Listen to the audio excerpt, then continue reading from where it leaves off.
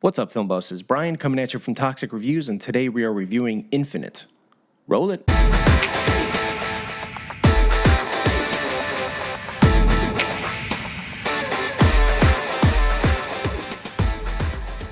The hallucinations of a man who struggles with schizophrenia are revealed to be memories from past lives where he obtained talents that he still has to this day.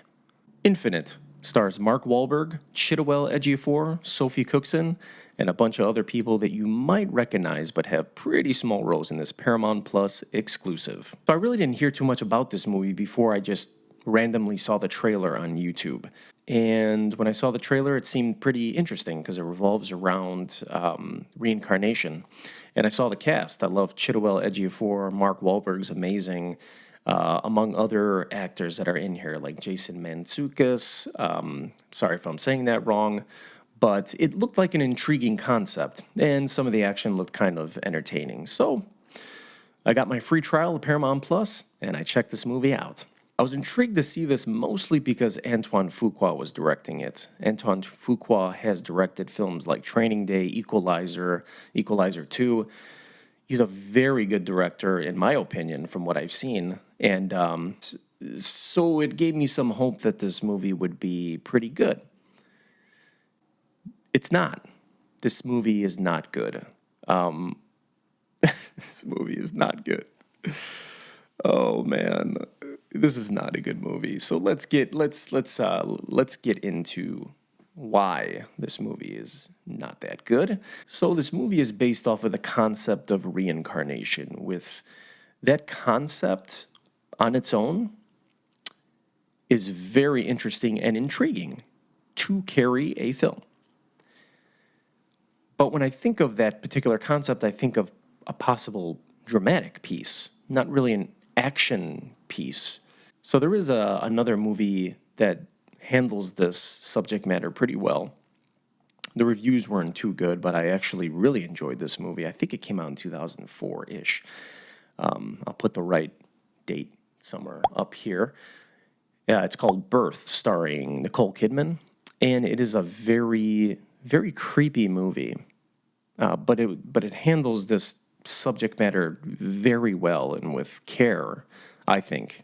Even though it's pretty creepy that a kid reincarnated from her husband and her lover is now a child. It's not as creepy as it sounds. It is creepy, but just see it. It's interesting. So this film takes place in, I'm assuming, the near future. We don't really get any dates on the screen or anything. We're greeted with a pretty extensive car chase scene at the beginning of the movie, where a character is running from other characters, where two other characters are talking to that character that is getting away from the bad characters because he has something in a briefcase that the bad characters want. Sounds confusing? It's a lot more confusing than it should be. So apparently there is this, people are reincarnated. There are people that just live their lives reincarnating because it's just going to keep happening. And then there are people that are completely against it because they think it's an abomination, which kind of sounds like the movie Jumper, if you haven't seen it, with Hayden Christensen and Samuel L. Jackson.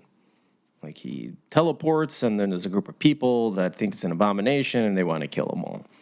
So this particular villain, played by Chiwetel Ejiofor, who is awesome in this movie, chews up every moment of this movie. Every moment. Okay, I'm going to get to that later. Nah. Stay on track. Stay on track, Brian. Stay on track. These guys are not good company, man. These guys don't talk at all. So at the beginning of the movie, this chase is happening because this character that is alone in this Ferrari has a MacGuffin of the movie. This is the MacGuffin of the movie. It's this egg-shaped thing that the side that doesn't like the infinites wants to get this egg thing because it's going to detonate and kill everybody on Earth, preventing everybody from ever reincarnating again.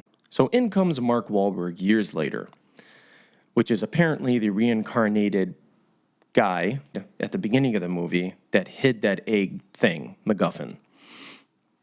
So now, Chiwetel Ejiofor's character wants him to remember his past, which he doesn't, so he could tell him where the egg thing is. That's what the movie's about. So the very first action chase scene in this movie that we were just talking about is pretty entertaining. It's fast-paced, but I'm getting a headache right now. But for some reason, they have about 8 to 10 slow-mo shots within that maybe 6-minute scene. That gets very tiring. I love slow-mo shots, but I felt like I was watching an early 2000s action film where everybody was trying to make a Matrix film, like the slow-motion bullet time. It's like the car goes over bricks, they slow it down. The car goes through a window, they slow it down. The car flips from blowing up, they slow it down. Glass breaks, they slow it down. Not sure why they did that, because when you have that much slow motion, it kills the momentum of an action scene. Take advice from Oldboy, a continuous action scene where you don't need slow motion constantly to slow things down. It is an action scene. Play action. For the love of God, don't slow it down always. This isn't 300. So it was a little bit of a red flag when I was seeing all those slow motion shots, but I still gave it a chance. As the film goes on, it was fairly interesting. I love Mark Wahlberg. But through most of the film, he seems pretty blah, pretty bored with the script and the character, which is sad because I love Mark Wahlberg. I think he's a very good actor. I've seen him in a lot of stuff that's great. However, you have the complete polar opposite, the antagonist, played by Chiwetel Ejiofor. He chews up every scene in this movie. His acting is awesome. It's over the top, it's fun, it's maniacal, it's weird. He was fantastic. You have competent actors in this movie. You have Jason Mantzoukas, who I really wanted more of. He plays like this crazy scientist guy that tries to get memories out of these infinites that forgot their past lives. So they try to get his past memories out of him. Jason was hilarious in this film, so I wish he was in it more.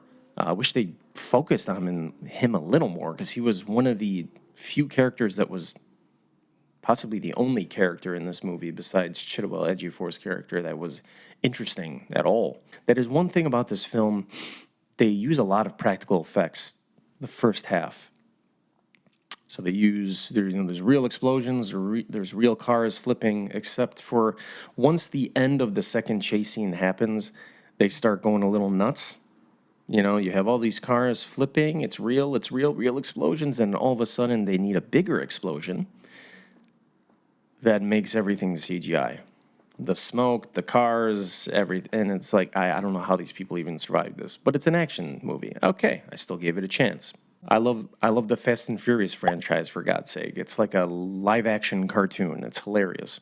You really don't take it seriously. But this movie is pretty serious the entire time. They take it so seriously, and I wish they didn't. The one time that they didn't really take it seriously was when Mark Wahlberg is being told all the information about what's going on, and they have names for everything. They have names for the bad guy's gun, the villain's gun, and all this stuff, and Mark Wahlberg just kind of stops, and he's like, who comes up with all these names? And that made me laugh, because I was thinking the exact same thing at that exact moment when they were explaining the weapon. And the villain, Chiwetel Ejiofor's villain character, has this gun where if you shoot someone in the head with this particular bullet, it will stop them from reincarnating. Apparently, when it goes through their head, it keeps their soul, and then he takes that bullet or the soul and puts it in a wall filled with glass drawers. It's a really weird movie. which is cool. I like weird movies. I love movies like Fifth Element and Nicholas Winding Refn's his weird films. I love strange movies, but I want it to go somewhere, and I want it to not bore me. You know, when I'm watching an action film like this, I shouldn't have to want to check my phone about 8 times, which is exactly what happened. Around no less than about 8 or 9 times, I wanted to look at my phone and see what time it was or check the runtime. But I refrained because I wanted to give you guys as much as a coherent review as possible. And, you know, for a guy wearing a talking hot dog on his chest, I have a lot to live up to. Don't be a wiener. So I appreciate the first half of practical effects. But once the first half of the movie is done, they start going balls out crazy with all this. And there's with CGI. But it's not only that, it's even the hand-to-hand stuff is shaky cam, so it goes by so fast. To me it's not a well choreographed film action wise. So throughout the movie, the antagonist, Chiwetel Ejiofor's character, is traveling in a bomber plane, okay, or cargo plane, I should say. And the cliche of ending a movie, an action sequence with a cargo plane, has happened so much. Fast and Furious, Mission Impossible. I'm sure there's many other ones. Video games, Uncharted, I think it happened in. And I called it from the beginning. I'm telling you right now, when I saw the trailer and I saw that there was a cargo plane crashing, I'm like, that's going to be the climax. And it was the climax. You know, even the climax is a little ridiculous. Like, they're fighting inside of this cargo plane. The side of the plane is blown open. They're not getting blown out. I mean, cargo planes go pretty fast, right? How are they not getting sucked out of this hole? I set myself up for that one. So they're fighting inside of this cargo plane, and eventually the MacGuffin falls out of the plane. They jump out with no parachutes, and the special effects of the skydiving. Think of Return to Oz from 1985.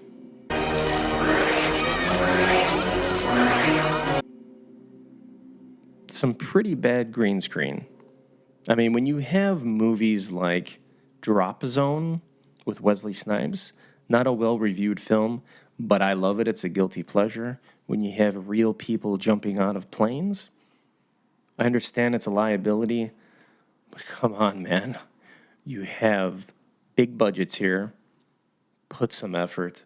For the love of God, put some effort into it. Have two guys jump out of a plane and shoot them from afar and cut back and forth between the green screen and the real life jumping, instead of having this really bad green screen of guys flying through the air with a samurai sword and a gun, and it's just, and then he shoots. Yeah. I feel bad. I feel really bad talking.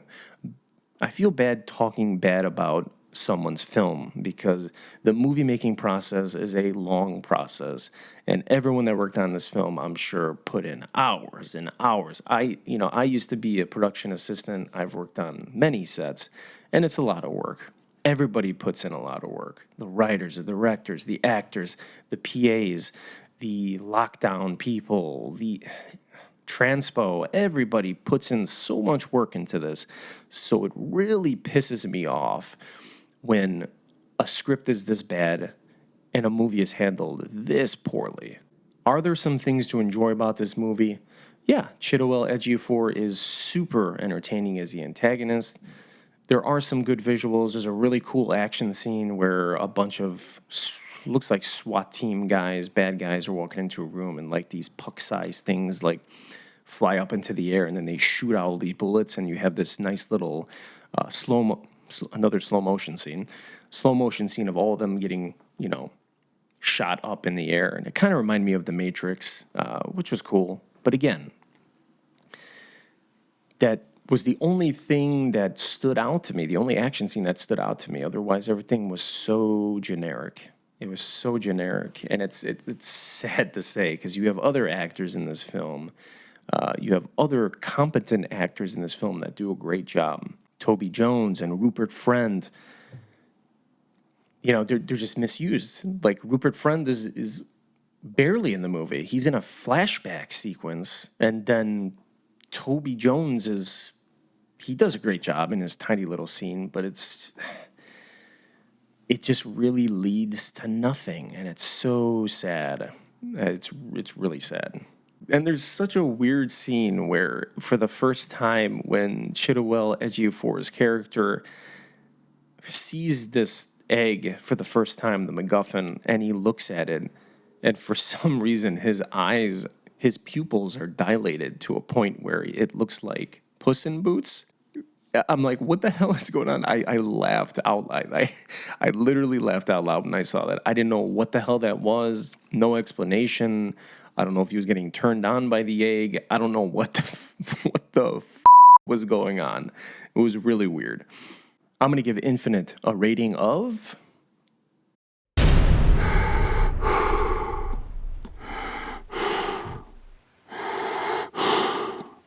I can't really recommend this film, to be honest with you.